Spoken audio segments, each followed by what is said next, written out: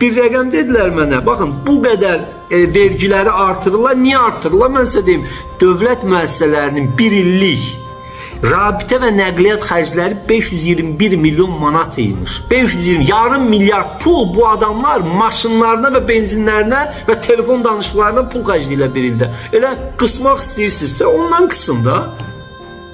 Yəni bilmirəm mən nə deyim, buradan yenə deyirəm.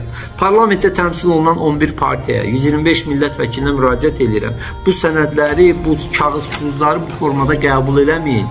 İnsanlara xidmət edin. İnsanların etirazını bildirin. Ayda 2 dəfə gedirsiniz görüşə o seçicilərlə.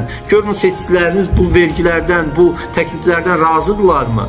Yəni bizim başqa yolumuz yoxdur zaten. AK Parti olaraq parlamentdə təmsil olsa bu sözü orada deyərdik. Amma təəssüf ki, yəni biz AK Parti olaraq bu vergilərin, soyğunçu vergilərin qəti əleyhinəyi, xalqı düşünməyən belə bir büdcə layihəsinin qəti əleyhinəyi